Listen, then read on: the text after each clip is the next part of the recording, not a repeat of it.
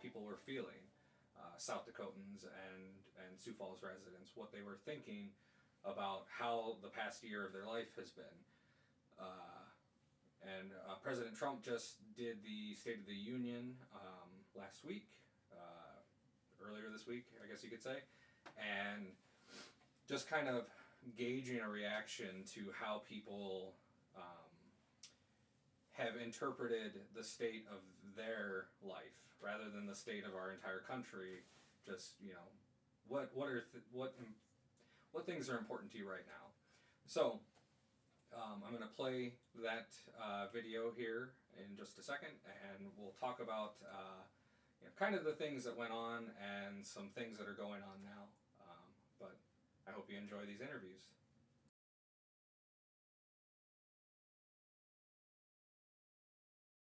The fact that they're building a new jail instead of investing in treatment programs and drug courts. So I used to work for a halfway house for people coming out of prison with chemical dependency issues, and you send someone into prison an addict and they come out a criminal. Mm-hmm. So we're creating criminals by sending people with meth and heroin problems to jail and prison, and the recidivism rate. Yeah, and then they come out and they can't find housing and they can't get jobs, and what are they supposed to do? We don't have any support systems for them once that happens, so they just continually go in and out of prison, and it's the same. Transparency in the local government. There's a lot of distrust, and there may or may not be anything going on. That's the thing, is I said that on my show, is perception is reality. Yeah. So it's like something bad might not be happening, but people still feel like the city's not being transparent. Exactly. And that's a problem. It is. Regardless and you open the book and you say, okay, if I'm satisfied with the answers, if I'm getting the answers, then we can close this book and move on. Mm-hmm. But there's a lot of issues within the city government and decisions that were made in haste.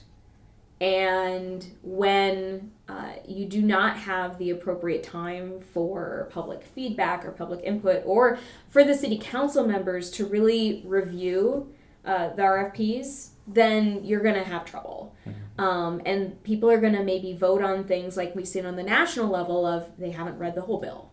They haven't read the whole proposal. Maybe there's something in there that isn't right. Maybe the city of Sioux Falls isn't in the best position, right? And all their decisions should be for the betterment of the community, not, putting money into the pockets of some contractor, right? So there needs to be an openness that is addressed.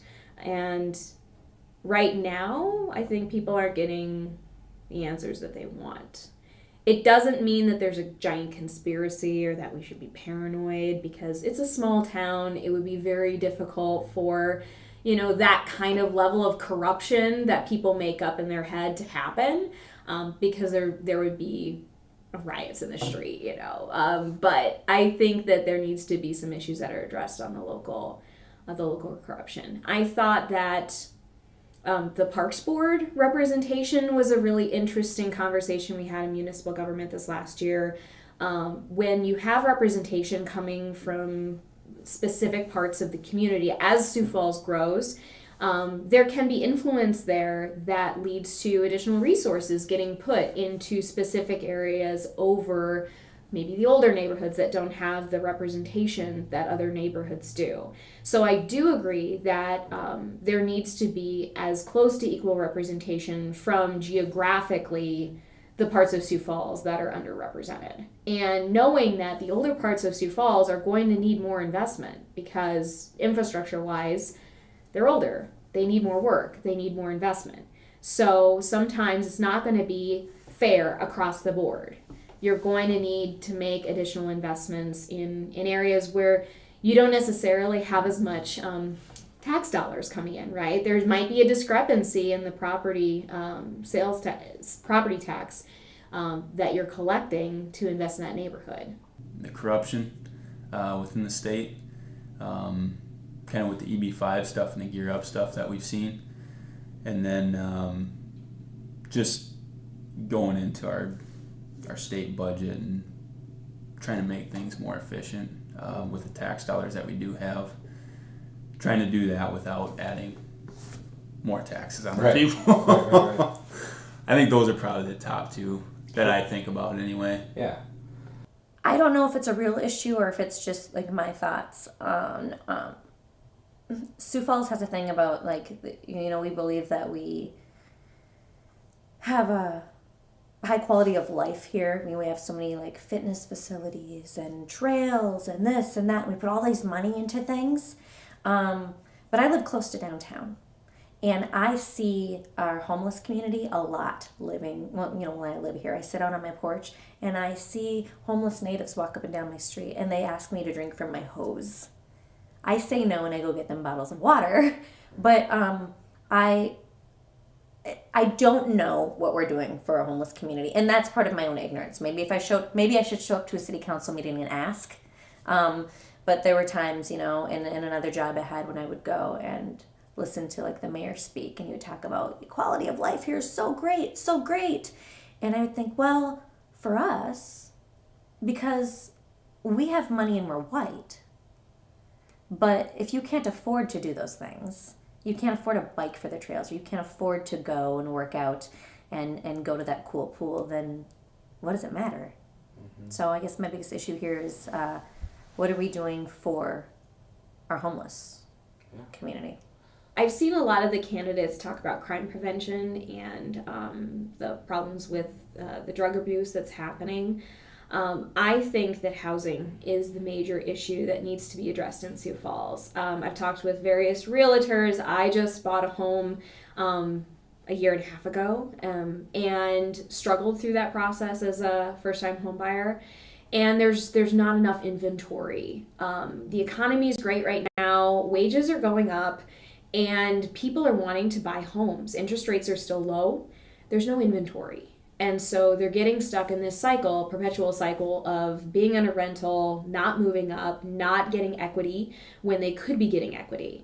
So the city of Sioux Falls needs to form public and private partnerships with the Home Builders Association and incentivize building in the low to mid income range. Right now, the best bang for your buck on the home builder side is they're going to build something in the $350,000 to $400,000 price range, right? Because they're going to make the best margin.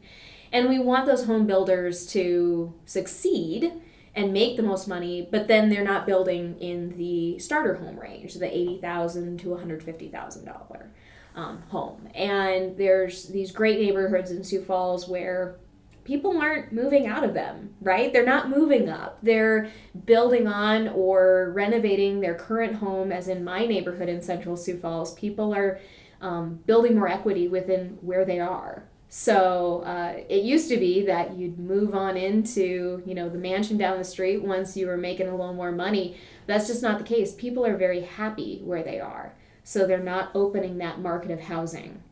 So there's things that the city can do within the tax structure, within working with the Home Builders Association that can help promote that diversity of housing. Treatment programs and drug courts, and just because that is a problem in our city. You could probably transfer, like what I said about the state, as far as being more efficient with the dollars, and allowing the people to keep more of their money. No matter the situation, I think we're going to see the best outcome if we're able to do that. I think if you do that, you don't run into as many problems as what you see with, you've probably been following a little bit more than I have, but like with the arena, with the whole, where's this money going with all that business, and then with the ramp deal downtown there.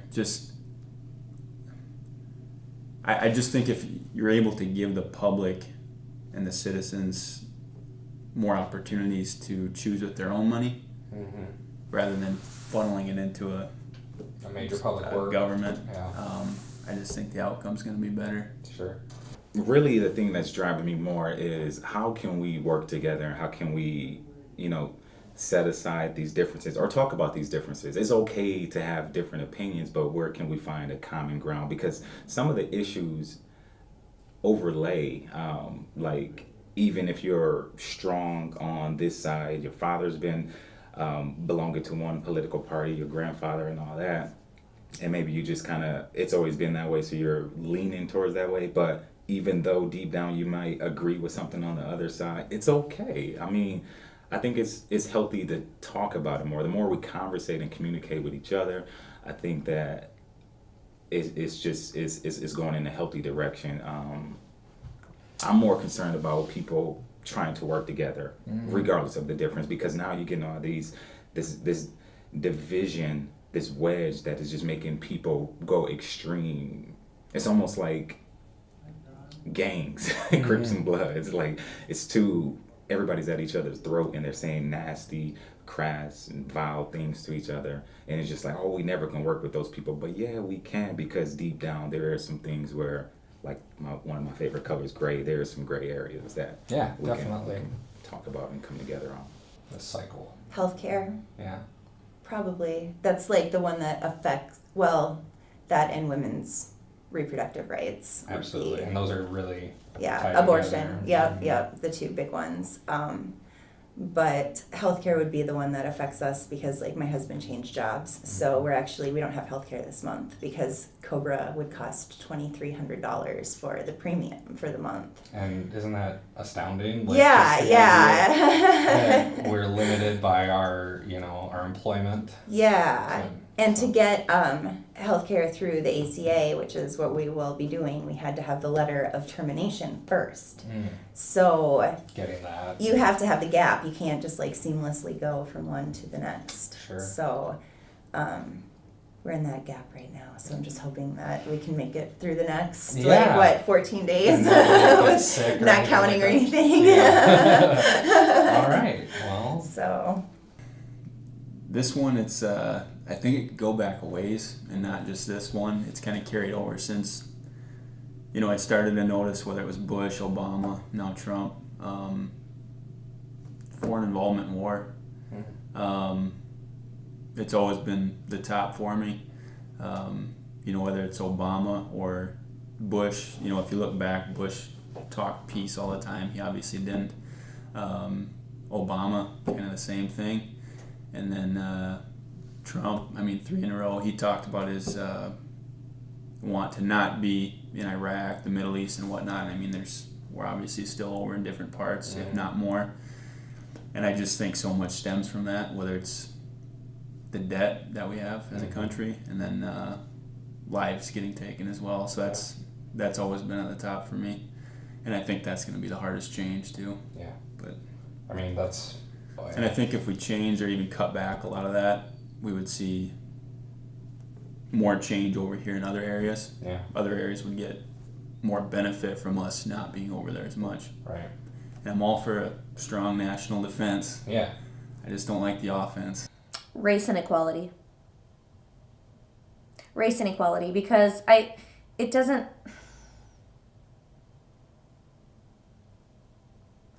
Maybe it's just like who I am. I know that I'm not equal as a woman. Look, we got Trump over a woman. That just shows that women are just still shit, right? Until race is no longer an issue the way it is, then I don't want equal rights. You know, it's kind of, as much as, a liberal Dem I say I am, and I am not a racist, and I'm open to everything. Like, we all have, like, these preconceived things, right? My daughter is reading this book, and oh my God, this is crazy. I'm grabbing it. I don't know where it came from. I don't know why we have this book, but it's called The Jacket. Hold it up. Okay, it's called The Jacket. And this book is about a boy who is a white boy, and he's going to school, and he sees this black boy wearing his brother's jacket.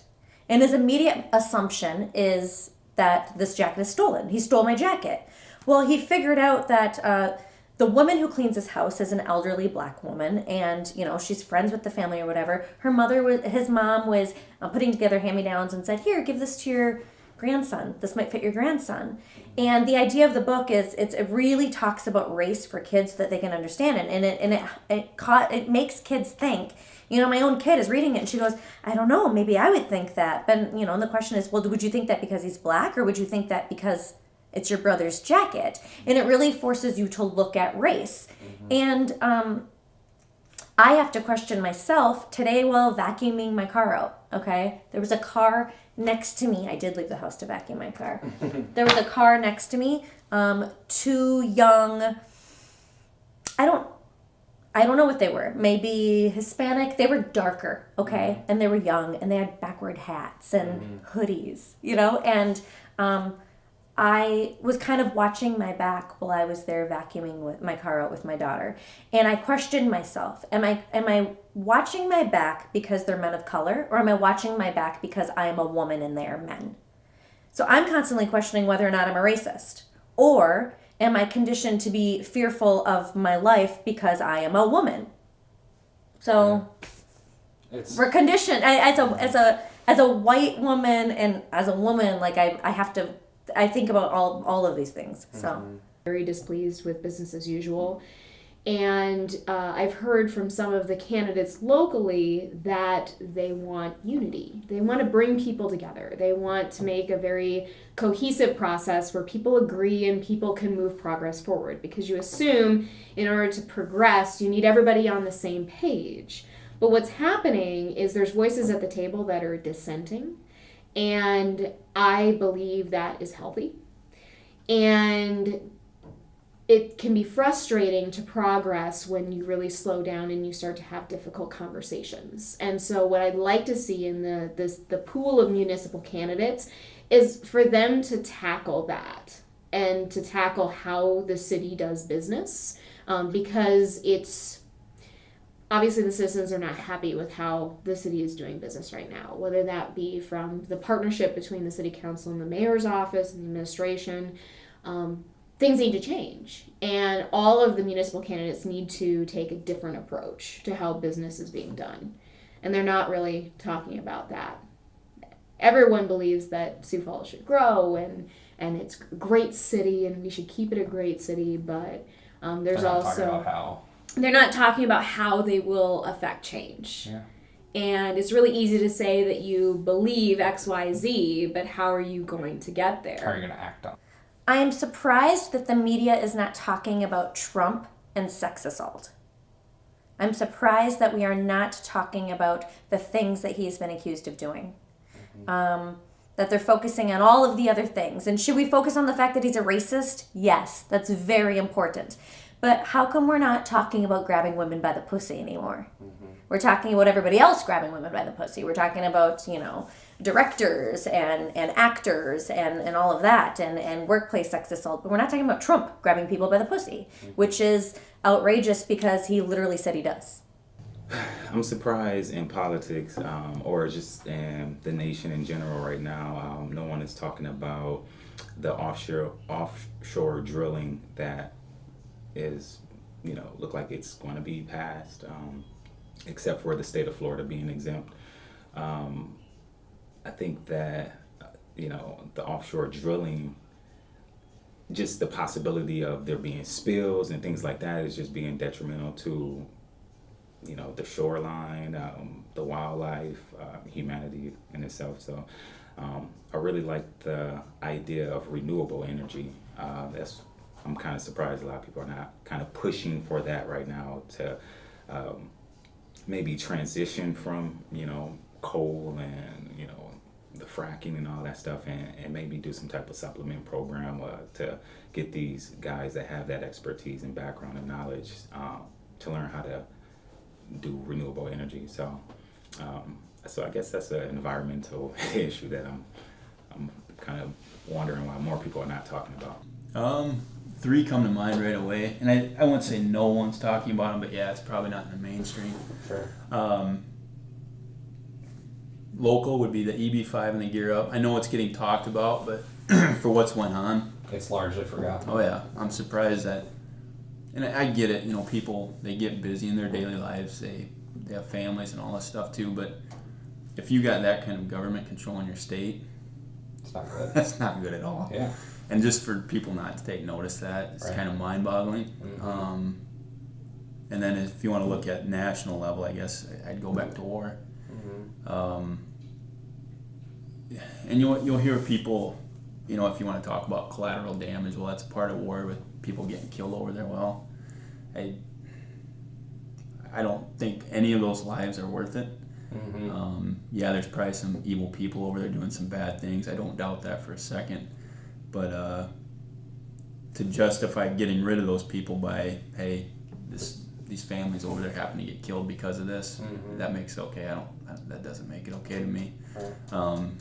And it just surprises me that more people don't get upset about that. And if any of my conservative friends see this, they might contact me and chew me out a little bit. But you'll see this with a lot of the pro-life people Mm-hmm. with abortion. Yeah. Which I'm pro-life Mhm. all across the board. But that also goes for our foreign relations. But for some reason, a lot of the conservatives or the Republicans, they don't want you killing a baby in the womb, but 500 people got killed at this wedding overseas because of a bomb. Well, that's just part of the deal, and that's the way it goes. Well, partly the CHIPS program losing funding. Like, I can't believe that people aren't more upset about that, because that's going to affect a lot of kids, Yeah. like very sick kids who would die without health care. Oh, that's the thing that I wish people would talk about more. I feel like I haven't been hearing about the release of the Russia dossier. Yeah, the GPS. Yeah. I feel like that's getting buried. Yeah, this hit home pretty closely with the discussion of the tax bill. And I am educated, my husband's educated, and we have good jobs here in Sioux Falls. And we have both seen our income rise since we began with those institutions, and have continued to pay off debt, purchased a home this last year. So we're starting to build equity, just got a new car last week, right? So it's kind of like wow, we're really starting to get our head above water. At the same time, I'm 31. When I look at what my parents had accomplished, I'm 31. They had me when they were in their 30s. I was the last one born. My dad had a great paying job. They had very little debt. They purchased a home in their 20s. So I am feeling behind and in terms of like previous generations, right? Like, I feel like I should be financially more above water at this point. We've been paying into retirement accounts, which we're very fortunate to do. And I think that has to do more with our money management skills and our conservative fiscalness that we have within our household. You hear stereotypes of millennials going out and buying the newest iPhone and blowing money on eating out and doing that kind of thing, where, yeah, we have a certain quality of life we like to maintain. We don't have kids. So there is that additional income that we have, but we haven't been on a vacation, right? There are certain things that you believe that someone with a certain income should be able to do. And we're not to that point yet. We are living paycheck to paycheck because even though we're making a good wage, we still have the tremendous amount of debt. We're lucky enough not to have medical expenses, but any sort of variable that comes into our life could devastate us in a moment. So we still feel like we're not as secure as we should be. But as far as like quality of life, I have not been financially affected in a negative way over the last year. The stock market is up and continues to rise, so our investment portfolio is doing really well. But as far as quality of life, like me, with the national state of politics, with the tensions that are rising in this country, I sleep less. I feel more anxious. I spend more time stressing and worrying about things that are bigger than myself. So yeah, there's a sense of security of, okay, my home life's okay, but the anxiousness is there, right? The uncertainty of what's going to happen. We know that the stock market is great right now. It is projected to come down again. And what happens in our jobs, right? When certain policies change on the national level. That used to not affect people so much, but I think you hear about it so much that it eventually comes down on a state level. Just my stress levels have gone up drastically. Sure. But not in any immediate way. Just Sure. the anxiety of, Yeah. the increased tension. Mm-hmm. But I'm pretty fortunate, Right. I'm middle class. I have parents that can help us out when, It's a blessing. Yeah, like we have a really good family and we haven't had to struggle a lot, so, but we're fortunate. I know that, there's a lot of people who haven't had the concern that they're gonna do away with the pre-existing conditions on healthcare, you just never know what they're gonna do. Right. Like they passed that religious freedom thing today, so who knows? And the government might shut down tomorrow. Right. So, Or like with the healthcare thing, I was looking to see if if our daughter would qualify for Medicaid for the month, just to cover her, and we were like just barely above the income limit, of course. sure. So we wouldn't have qualified, but then I realized like CHIPS is running out of funding anyways, so even if we did qualify, like we probably wouldn't, Right. there wouldn't be funding for it, so. And like Paul's brother lives in Hawaii, so he got like the missile alert Right. warning, and like it's just like things like that, Right. like that stuff like increases your anxiety levels. Mhm. So Quality of life, I feel great. My wife and I, we love to travel and things like that. I think just the climate of the politics of everything right now is kind of a gray cloud over everyone, and people are feeling, depressed and things like that. Where it was the norm for people to go to college, get an education, get that career job, and get that house, and these things like that. Nowadays, our generation is kind of, I don't know if I should go to college and get in all this debt. I don't know if I should get a house and get a mortgage after that, housing crisis and all this thing. So it probably hinders and make people kind of hesitant to go into these things. And, so compared to their parents and their grandparents, just the culture right now of America as a whole is different. And it's kind of an iffy time. Like, it's just, well, now we have this person driving the country.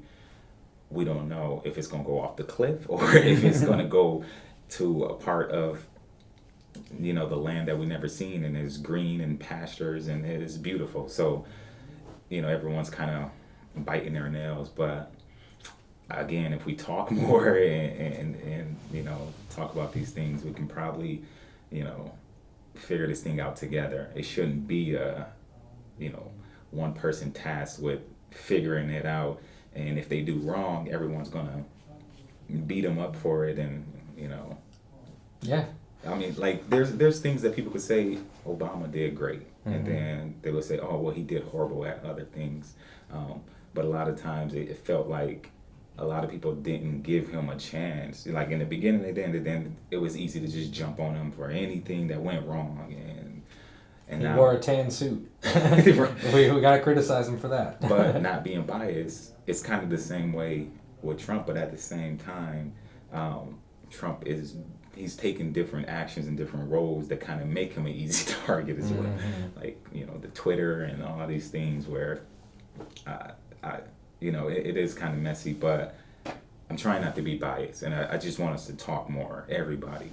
I don't care what background you come from, what political party you belong to. Let's talk and let's figure this thing out, because at the end of the day, you know, our lives matter, our children, I don't have children, but our children, you know, the next generation lives matter, and let's just make this place a great place, one of the best places to live in. Yeah. I don't think so. Yeah.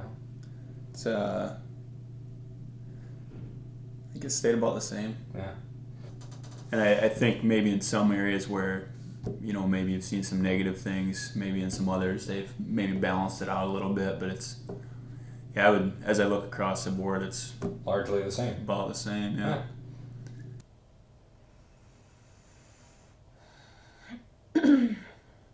My quality of life has not changed in the past year, but who I am deep inside has been ruffled.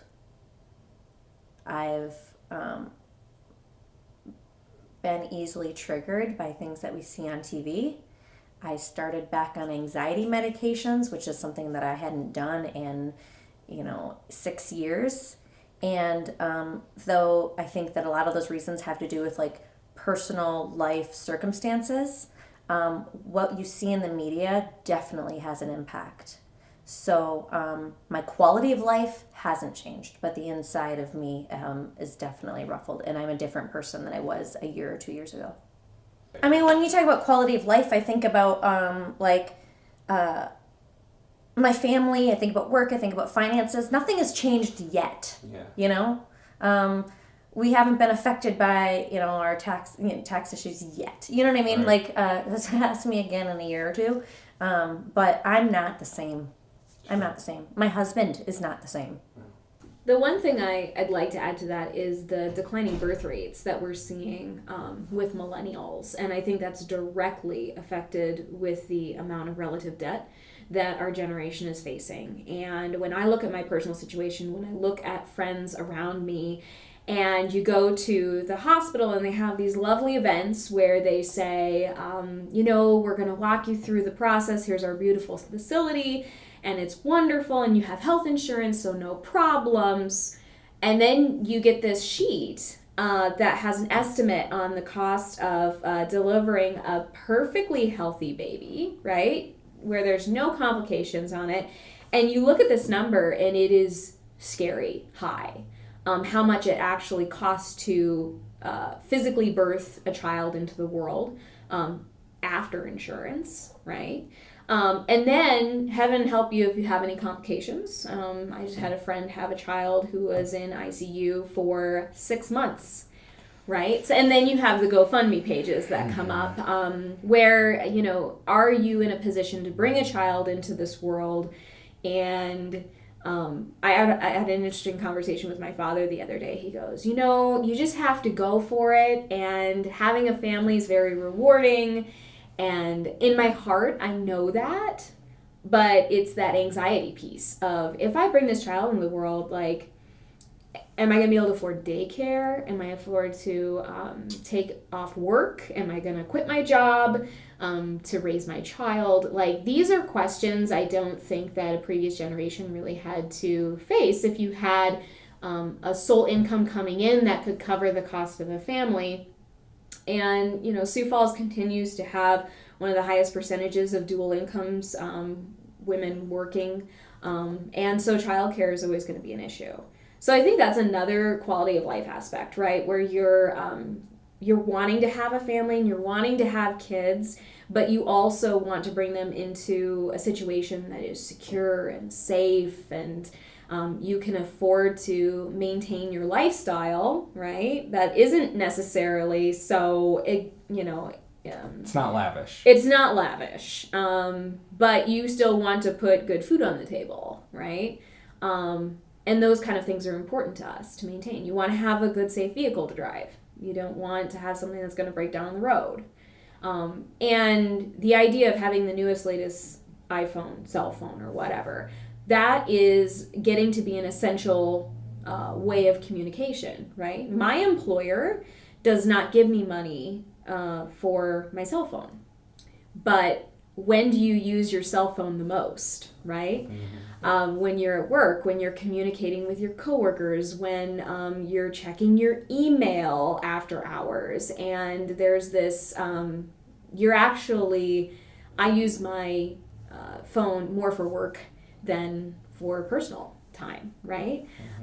So it's getting to be this assumption that you're always connected, you're always available, and we're really not going to compensate you for working above and beyond those hours or having that tool. That's right? an expectation now. Yeah, absolutely, right? Can you imagine going into an employer and saying, I don't have a cell phone? Yeah.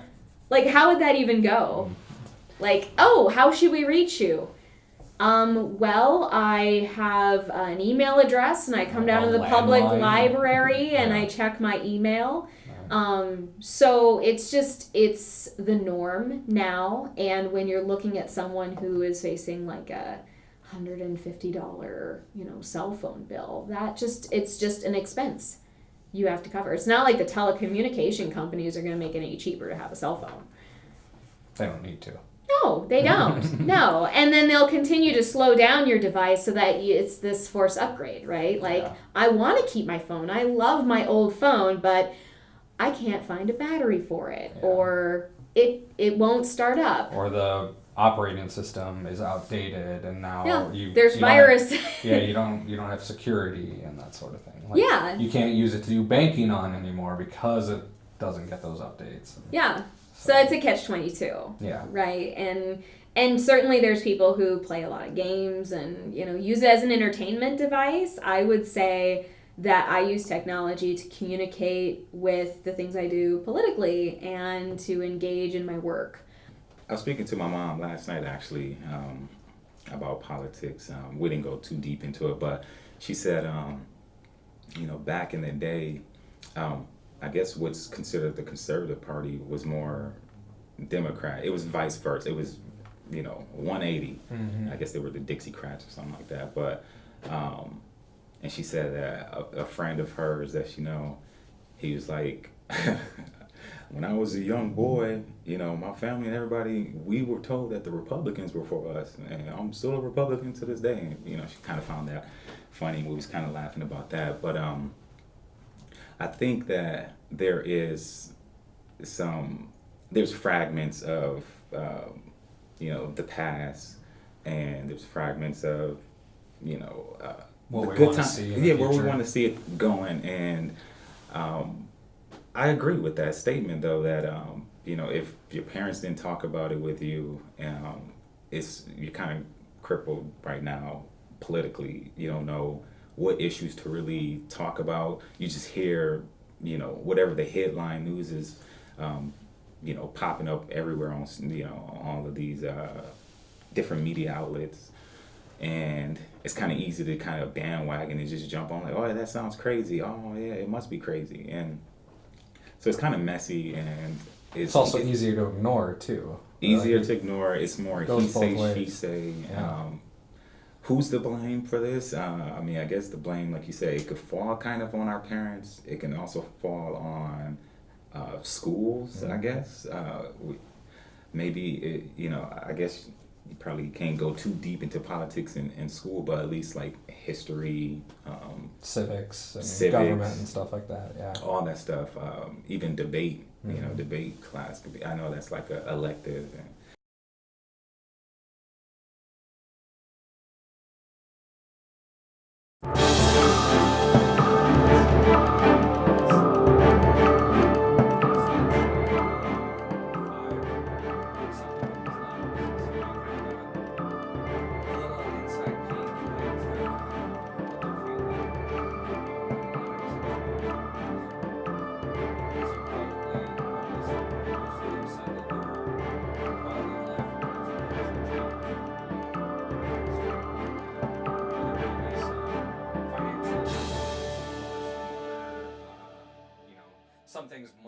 be worse, some things might be better, but largely things are kind of the same if they were to quantify it.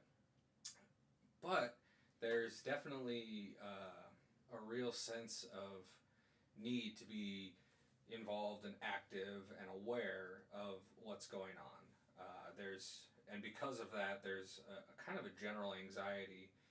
I do think it's typically felt a little more on people that are on the left side of the aisle.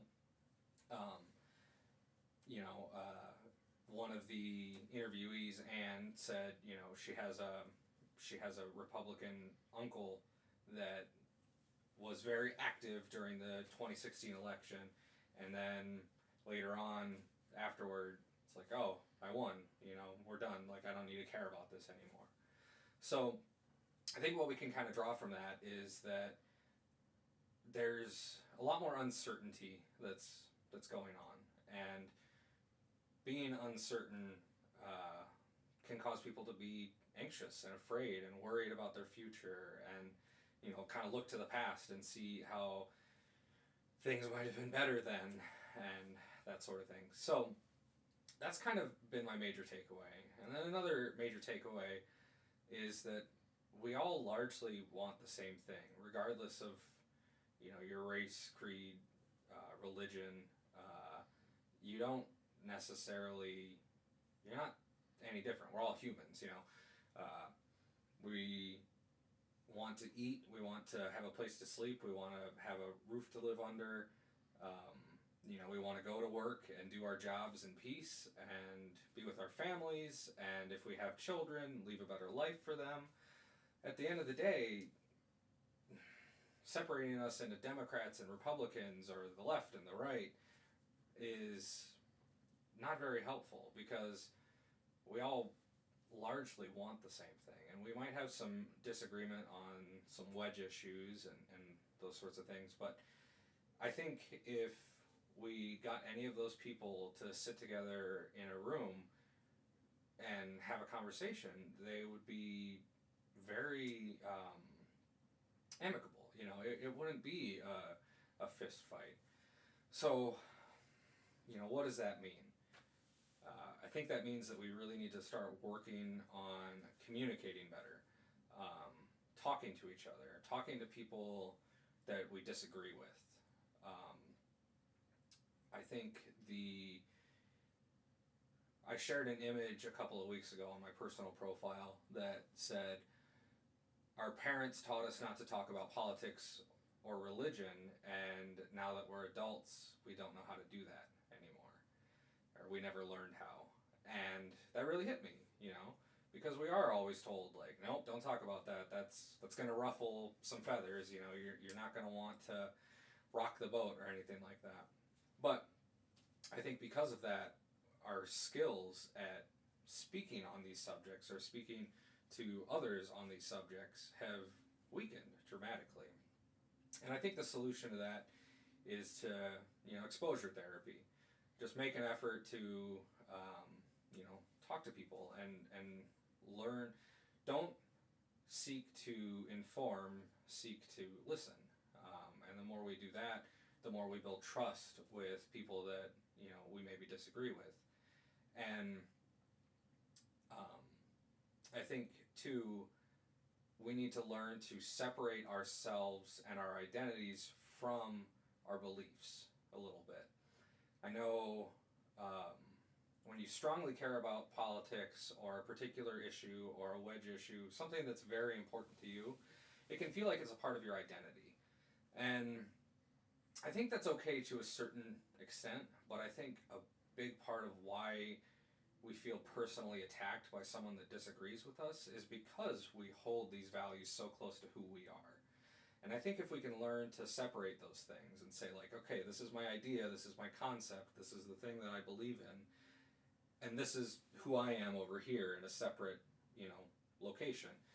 And when someone disagrees with your idea or your argument, they're not attacking you, they're attacking your premise. And I think you find this on Facebook quite often, where you'll start a conversation with someone, it'll drift into politics, and then the left and the right will come out, and it'll devolve into logical fallacies and poor rhetoric, ad hominem attacks, and everybody says that they're frustrated by it. Everybody I know says that they really are tired of hearing, Facebook arguments, and then they disengage. So I think, like I said, a real good exercise that you can try to do is say, all right, how do I remove this belief from my identity? And I know that can be very hard when something that you're supporting is women's reproductive rights, and you're a woman. How do you separate your identity from this issue? And I don't maybe have an answer to that, but what I can say is if you try when you're having these conversations to separate it, I think you're going to have an easier time having conversations. And I think asking questions is going to open your horizons up a lot more than trying to offer information. I think we try so hard to be champions of our causes, and we look at ourselves as the protagonists of our story. We're all the main character in our lives. But when you're having that Facebook argument with somebody, there's another person on the other end of that line. That person woke up, put their clothes on, went to work, and did a job, and they're alive, and they're out there, and they're breathing, and they're people too. And so I think if we can remember that there's another person on the other line when we're having these conversations, it can be a lot more productive. And I know that involves a lot of emotional labor and unpacking and that sort of thing. But I think you have to ask yourself, what's your objective? And I think a lot of people find that their objective is to win an argument. And often with Facebook and the back and forth nature of it, whoever commented last is kind of the winner, but largely what the other person did was they just got tired of talking and tired of defending themselves and tired of doing the emotional labor, and they just gave up. And so you didn't really win anything. You didn't change their mind. You haven't persuaded them. So was your goal met? And I would hazard a guess that no, it wasn't met. So I would advise that we should look to, I'm going to mispronounce the guy's name, but it's Joubert, I believe. He's a French philosopher who said that the aim of any argument or debate shouldn't be victory but progress. And I think if we reflect on that we could get a lot further as a country, as a people, as a community. If we stop trying to win and try to learn what's going to help the most people, we might make some improvements, and we might make some friends. So drifting back a little bit onto nobody wants to talk about politics or religion, it was like pulling teeth to get interviewees. It was very difficult. I asked dozens of people, and some people that weren't shown there were willing, but timing didn't add up or something, it didn't work out. But for the most part, it was extremely difficult to interview anybody. And the questions I asked weren't, very partisan. They were, kind of basic. Like, what do you care about? Like, your opinion, not, come here and defend your belief, I wasn't there trying to attack them. And I think that's the impression that a lot of people got was like, oh, if I'm going to do an interview, then I'm going to have to know stuff, and I'm going to have to be able to talk about this. But no, I just wanted to find out what other people were thinking. I learned a lot about those people, and I think that's important. I made a friend, Zach, who was interviewed there. I'd never met him before that interview, and after that, we went and we saw a movie together, and really fun guy, and I'm really glad I met him.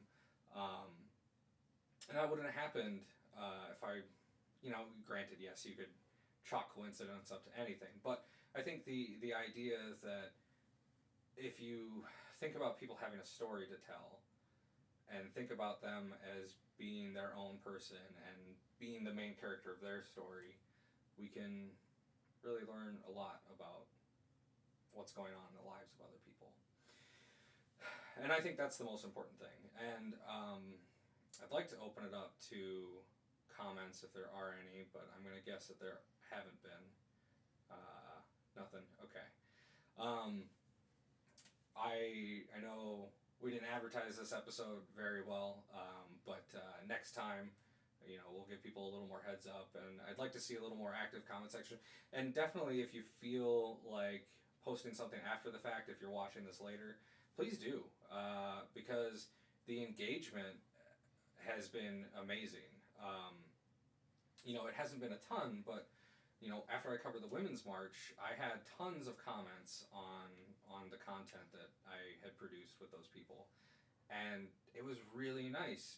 Some of it was vitriolic, and it is Facebook, so it was superficial in a way. You only got the surface of certain things, and I actually want to highlight that later on in another episode. I want to go back and black out all the names and say, like, this person used this logical fallacy, this person used this rhetorical fallacy, this person did an ad hominem attack when there was no reason to, and say, like, all right, this is how not to have a conversation on Facebook, and kind of give a lesson on what you should be seeking to do and the things that you should avoid doing. So look forward to that. I do plan on doing a couple of smaller pieces throughout the week on legislative efforts. Raina asks, are you doing more interviews on different topics? Yes, Raina, I will be doing more interviews on different topics in the future. I will try to remain topical. As bills come out and candidates start announcing their positions and stuff like that, I will be seeking to ask people about what their feelings are. Next week at the Legislative Coffee, I plan to attend and live record that, as well as provide comment feedback, and then after the fact, wait outside and interview people about their thoughts about the Legislative Coffee. So catch me there. That would be great to hear from people. And next time I'll put out more feelers about. I'll give you plenty of advance notice about what I'd like to get interviewees for. So I will try to remain as topical as possible, but with pre-recording and that sort of thing, it can be a little tough. And then I also plan to interview a number of candidates. I've put in requests to a number of candidates, and quite a few of them are interested. I'd really like to get Billy Sutton on the show. I haven't reached out to Marty Jackley yet, but I do plan to see if he'll come on for an interview. I plan on asking Christy Nome, but I'm not holding my breath on that one. So if I can get those people to come together and kind of talk about, or not come together with me rather, and talk about their platform and what they plan to do for South Dakota and the citizens, I'd really like to do that. And I would like to interview every major Sioux Falls mayoral candidate, and I'm open to interviewing all of them. It's just a matter of whether or not they'll have the time or the interest. So look forward to those things, and look forward to next week where I cover the Legislative Coffee. And the little snippets that'll happen in the middle of the week, I'm going to call those sides of bacon, just because I think that's a clever pig pun. So it'll be 10-minute little webcam videos about me explaining some of the legislative bills that we're seeing, because I really want to focus on some of these broader issues, but I know that people are looking for information about what sort of things do they need to be active about. So that's kind of my game plan. But that's all I have for today. So we're gonna wrap it up here, and I hope you enjoyed it. If you didn't get a chance to watch now, you can always watch it later, and please share it with your friends. Please like our page. Please leave a comment on the video. reach out to me if you want me to cover anything specifically. Just shoot me a Facebook message. I'm on pretty frequently. So this has been Pork Barrel Rhetoric. I'm Paul Shipper, your host, and I really appreciate you joining us today. Thanks.